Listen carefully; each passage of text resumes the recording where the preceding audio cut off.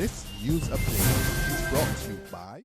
Say hello to Carol. Carol talks for a living, from morning till night. So she relies on Flo's crystal clear home phone service brought to her through Flo's 100% fiber to the home network. It keeps her in the know, and because she bundles her mobile broadband and TV services, she enjoys huge savings, so she can enjoy much more for much less. So visit any Flo retail outlet, call 1-800-804-2994, or visit discoverflow.co to find out more. One-of-a-kind connection. This is how we flow.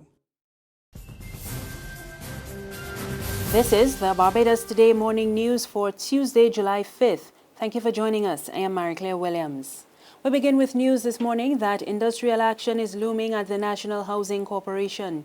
It stems from concerns over the proposed merger of the NHC, the Urban Development Commission, and the Rural Development Commission. Acting Assistant General Secretary of the National Union of Public Workers, Wayne Waldron, told Barbados Today that everything appears to be at a standstill at the NHC because of the pending merger. He says employees are on edge over job security, and they fear that authorities intend to use the proposed move to cut a number of positions.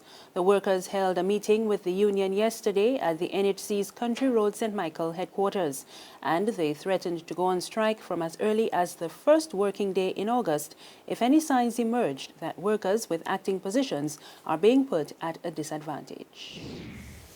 And the NUPW is again advising customs officers against signing on to the Barbados Revenue Authority before the union gives the all-clear. The union's acting Assistant General Secretary, Wayne Waldron, says he is optimistic that negotiations between the two sides over some outstanding matters would be concluded soon. But he told Barbados Today he is not prepared to recommend a move until an agreement is reached. The outstanding matters include terms and conditions of services for people transitioning to the Revenue Collection Agency. Other matters relates to the statutory body's policy on sick leave, study leave, and recruitment and appointments remain unresolved, and they were proving to be points of contention. Waldron told Barbados Today the union wants to ensure that officers transitioning to the BRA are taking up employment on terms and conditions no less favorable than what they enjoyed in the public service. Waldron says a number of amendments have been recommended, and the union and government will be sending the final amendments to the BRA. Health Minister John Boyce is concerned that more Barbadians are becoming ill and dying from non-communicable diseases than from all other illnesses combined. Boyce was speaking at the launch of the Farmer Wellness International Family Wellness Program on the weekend. He said Barbados has found itself in a precarious situation where NCDs surpass ill health and death from all other diseases. Boyce added that statistical evidence shows that levels of obesity, tobacco use, exposure to alcohol, diabetes, and hypertension are all on the increase, and the situation has the potential to reverse many of the social health and economic gains made over the last 50 years. Incoming CARICOM Chairman Roosevelt Skerritt is urging member states not to follow Britain's footsteps in breaking away from the regional bloc. Addressing the opening of the 37th CARICOM Summit in Guyana last evening, Skerritt described the recent UK vote to leave the European Union as a seismic eruption, and he told his colleagues that instead of taking similar action within CARICOM, member countries should position themselves to take advantage of opportunities arising from Brexit. Some of us may be ambivalent and hesitant about a closer relationship with CARICOM, but let us not resolve to blindly imitate what happened in Britain a few days ago. Let us instead work together to strengthen our cooperation and collaboration to create a stronger, more vibrant community. Let us properly analyze and position ourselves to take advantage of the opportunities that will arise from this. It may be that Britain's exit from the EU will lead to renewed cooperation on better terms with the Commonwealth and bring greater benefits to all as we seek a safe and viable space in a global marketplace. Let us therefore focus more closely on what needs to be done to strengthen CARICOM, to make it more economically competitive, and to generate the resources to sustain our togetherness. And in his maiden address to the regional grouping, Jamaica's Prime Minister Andrew Holness said a commission is now in place to assess Kingston's participation within CARICOM.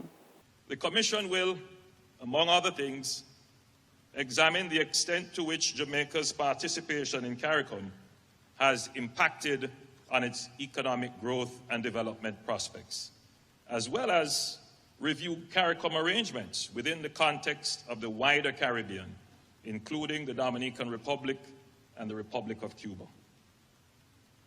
Notably, it is the first time that a body has been established in Jamaica specifically to assess the benefits, opportunities, and challenges of our membership in CARICOM. I am pleased that the Honorable Bruce Golding, former Prime Minister, has undertaken to chair this important commission, which will comprise representatives from the two major political parties, relevant public and private sector bodies, as well as civil society and academia. There's regional and international news after this short break.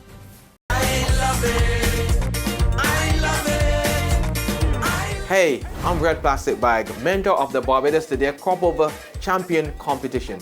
What I like about this competition is the fact that it gives you, the public, a voice in 3 major competitions for crop over: Pickety Crop, Junior Monarch, and Soca Royale. Go to Barbados TODAY's Facebook page, click on the tab for the competition you want to vote for, then hit vote on your favorite video. It's as simple as that. I love it. I love it. I love it. Special thanks to our sponsors: Flow, Capital Media HD, CGI, the Barbados Public Workers Cooperative Credit Union Limited, and the NCF.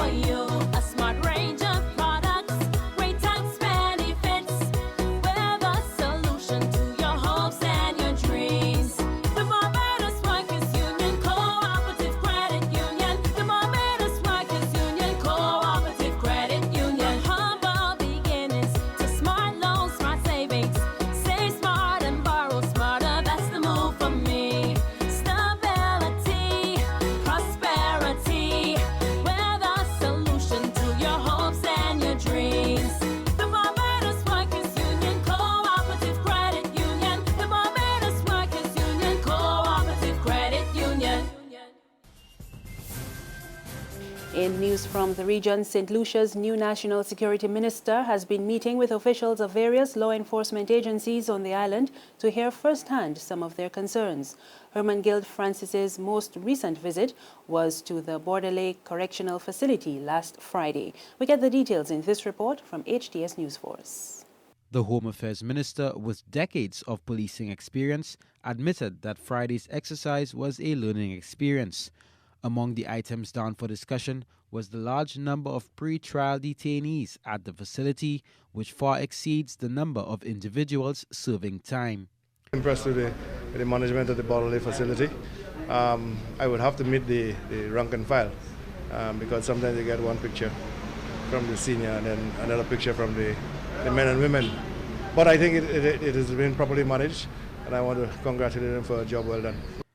The first order of business for newly appointed ministers is normally meetings with various departments under their purview.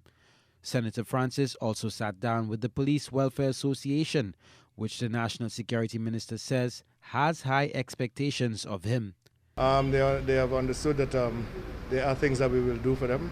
There are topics that I would not have been able to discuss with them at the time, but I gave them the assurance that we are going to be looking into the impacts report for them and on the way forward to see that they get the sort of equipment that is necessary for them to perform properly.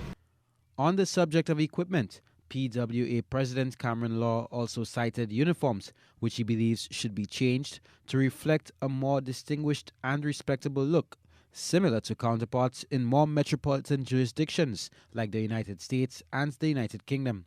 And finally, on the international scene, a politician from the governing party in Bangladesh has been speaking of his shame after finding out that his son was among the Islamist militants who attacked a cafe in the capital Dhaka last Friday. Imtiaz Khan told the BBC that his son Rohan had left home 6 months ago and has not been in touch with him since. I am stunned to learn this, dumbfounded. My son used to pray 5 times a day from a young age. There is a mosque just 25 feet from our home. He started going to prayers with his grandfather, but we never imagined this. There was nothing at home, no books or anything to indicate he was leaning that way, so we had no inkling. When I was searching for my son, I found that many other boys are missing. Well-educated boys from good educated families, children of professionals, government officers. I used to share my sorrows with them. We do not know how this is happening. The only thing I can think about is the internet. Maybe it's happening through the internet. I don't really know why this is happening. I can only guess. That's the news this morning. Remember, you can get more on our website, www.barbadostoday.pb. You can also subscribe to our e-paper, email updates, and like us on Facebook. We're on Izumi Media in bus terminals and Screenplay at supermarkets and gas stations near you. Or you could tune into Channel 99 on Flow TV or Mix 96.9 FM for more news. I am Marie Claire Williams. Have a good morning.